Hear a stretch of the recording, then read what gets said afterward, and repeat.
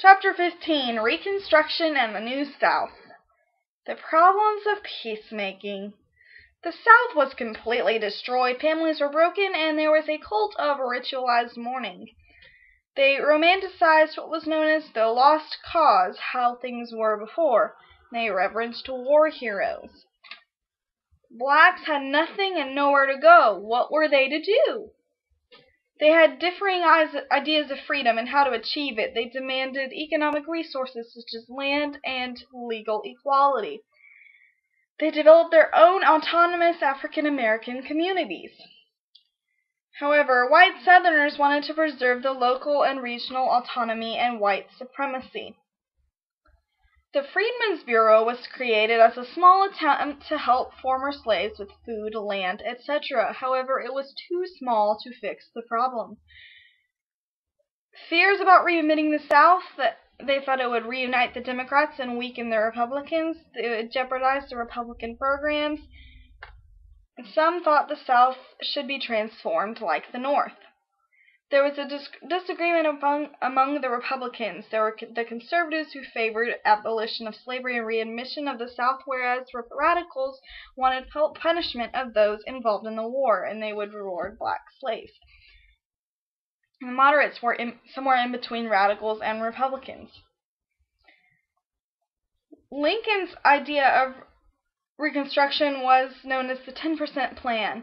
It would abolish slavery if 10% of it would abolish slavery, and then if 10% of voters took the loyalty oath to the government, they could establish their own state governments. The radicals, on the other hand, proposed the Wade-Davis bill, which required that the majority of voters agree to the oath. There would be a provisional governor to start a state convention. The delegates would swear they didn't bear arms against the U.S. They would abolish slavery, disown Confederate leaders, and repudiate debts. Only then could they be readmitted to the Union. However, Lincoln vetoed the Wade-Davis bill. Radicals were enraged. He considered a new approach to Reconstruction. However, before he could do that, he was assassinated by John Wilkes Booth, and this was thought to be a conspiracy. The Northerners thought it was a conspiracy because there were also attempts to kill other prominent officials and politicians. Andrew Johnson, who took over the presidency, had his idea of Reconstruction, which was called Restoration. It was mostly like the Wade-Davis bill, with the exception that they would provide amnesty to Southerners to take the oath of allegiance. However, Northerners refused to acknowledge state governments. Under radical Reconstruction, black codes were enacted, which enabled white control over the blacks, and Congress expands the Freedmen's Bureau. The 14th Amendment grants citizenship for all born and naturalized, and suffrage for all males. And then there's this first Civil Rights Act is enacted. The radicals offered readmission if the 14th Amendment was ratified, but only a couple of states did. There were race rights against the blacks.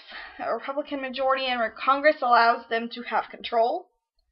The congressional plan would be that the remaining states would be in military districts. The voters would make new states' constitutions. There had to be suffrage for blacks. The 14th Amendment had to be ratified. In 1870, the 15th Amendment was added, which said you can't deny suffrage based on race, color, or previous servitude. The Tenure of Office Act, in which the president can't remove officials without Senate consent. And then the Command of Army Act, the president can't issue military orders except through the commanding general. The radicals took action to stop the Supreme Court from interfering with their decisions. Johnson violates the Tenure of Office Act. The radicals try to impeach him, but he is acquitted. The South in Reconstruction. scalawags were Southern right Republicans who thought that their economic interests would be better served in the Republican Party than in the Democrat Party. Carpetbaggers were white men from the North who served as Republican leaders in the South. African American freedmen had their own conventions, churches, roles in politics, though they were limited.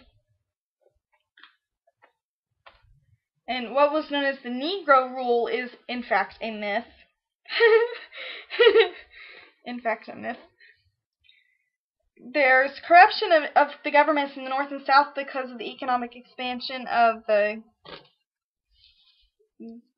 government.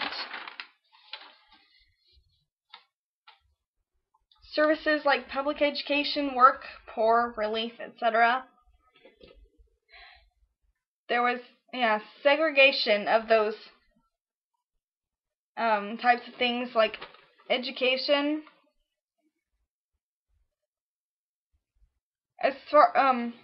Education was done by an outside group, and then the government took over public education. There was education for whites and blacks, and black schools were known as black academies. The attempt to redistribute land to give to blacks failed, but the phrase stuck 40 acres and a mule. That was the hope that blacks would get, but that didn't really happen. The white land ownership went from 80 to 67%, and the blacks from 0 to 20%.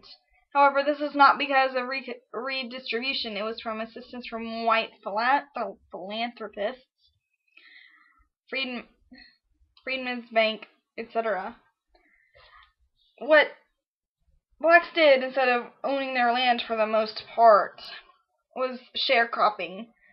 The blacks, or even poor whites, were tenants of the richer whites. They worked their land and were paid in rent or in part of the crop.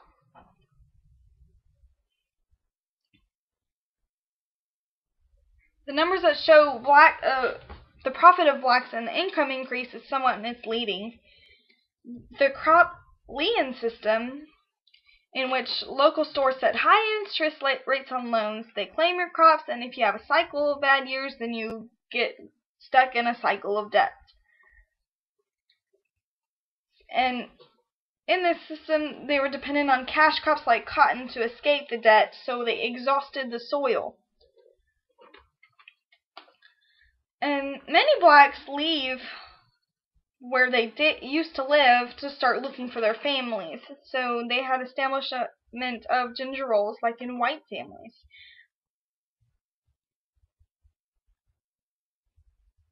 The Grant administration. Ulysses S. Grant wins the election of 1868. He doesn't win on his political experience because he has none.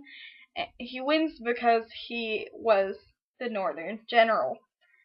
There's much corruption in his administration.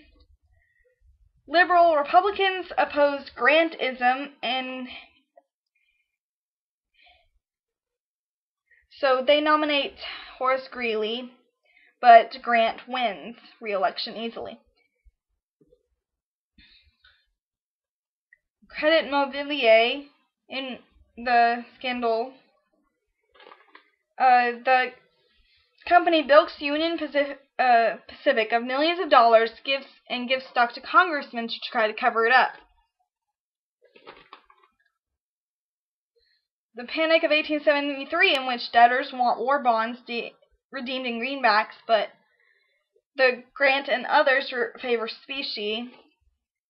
So the Specie Resumption Act, in which greenbacks are replaced with notes tied to gold prices. A party formed called the National Greenback Party, but it had limited influence. Seward's Folly, in which we purchased Alaska from Russia. William H. Seward also announced it annexes the Midway Islands. America claims England violated their neutrality with the ships. America demands payment, and this is known as the Alabama Claims. The Treaty of Washington, in which there is international arbitration, British regret, and the abandonment of Reconstruction. Whites wanted to establish their political control, and secret societies tried to keep blacks from political activity, such as the Ku Klux Klan.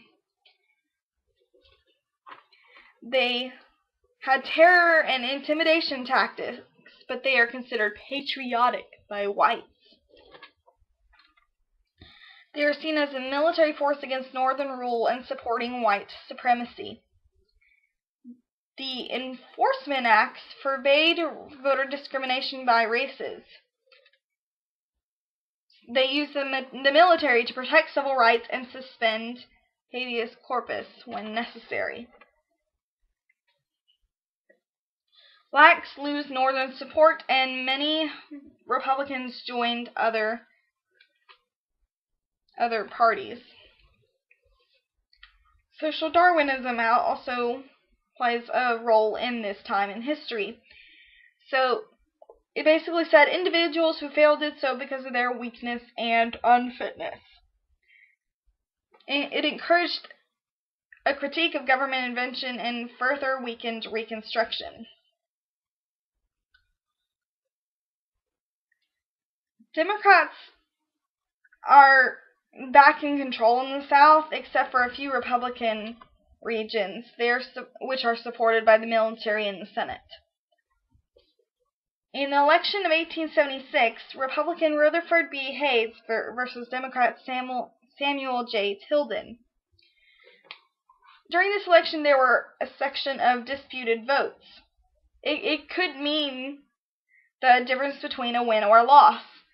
So the Special Electoral Commission, made up of a few Democrats and Republicans, they voted, and the disputed votes went to Hayes, who was inaugurated. So the Compromise of 1877 was an informal deal between the Republicans and Democrats to recognize Hayes as president if he removed troops from the South, had at least one Democrat in his administration, started a second transcontinental railroad in the South, and helped to industrialize the South. So basically they said, you can be president if you end Reconstruction, okay? However, people were critical of Hayes and his attempts to create a new Republican organization. Essentially, Reconstruction failed. It entrenched societal norms and respect for rights and freedoms. It kept further reforms at bay, but blacks did make some gains, but there were very few. The New South. The state governments were redeemed by white Democrats known as Redeemers or Bourbons. They had a commitment to home rule, social conservatism, and economic development. They were believed to be corrupt, but they reduced the size of the government. They lowered taxes, spending, and services. Dissenting groups such as readjusters demanded greenbacks, debt relief, economic reform, etc. So they had a need to create a New South, and some of the main virtues of this New South were thrift industry, and progress. However, they were unwilling to break entirely with their past. Some industries developed in the South, such as textiles, tobacco processing, iron, steel, railroad expansion. The industrial workforce was mostly women, with very low wages and high prices, but high prices for goods. There were blacks and whites working close together, but they still wanted to maintain that white supremacy. There was the convict lease system, in which criminals leased from government as private work supply. So the government could lease out community criminals to work for a certain company. There was a transformation of the backcountry from subsistence agricultural to commercial agricultural with cash crops.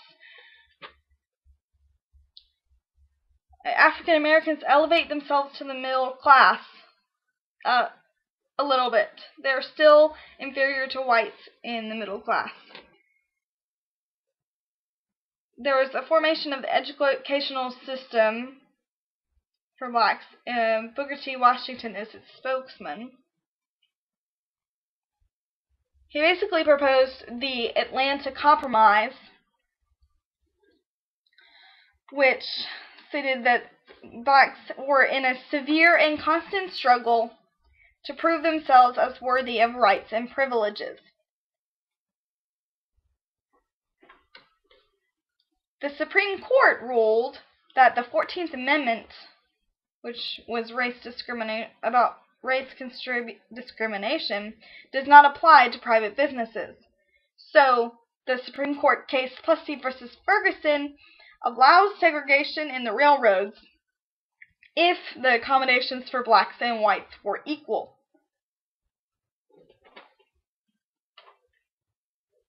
White Southerners want to strengthen white supremacy and separate the races. And they want complete black disenfranchisement. They don't want blacks to vote at all. So, to evade the 15th Amendment, they set in different implementations to keep blacks from voting, such as the poll tax, literacy test. And with the literacy test, it was unequal. Like, they would give blacks, say, Shakespeare to read, and a white man a very simple English book to read. So they made it as hard as possible for blacks to be able to vote. They were grandfather laws, saying if your grandfather didn't vote, then neither can you. So these laws did not only affect blacks, they also affected poor whites. Then Jim Crow laws came into effect. So they deprived blacks of gains they made after emancipation. The whites retained control of social relations between the races. Lynching started happening particularly for blacks who did or did not commit crimes. Ida B. Wells, a black journalist, gathered an anti-lynching coalition. However, the opposition to lynching is still a minority among those who support white supremacy.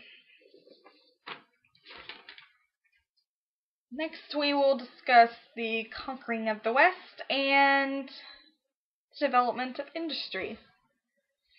Hopefully it helps.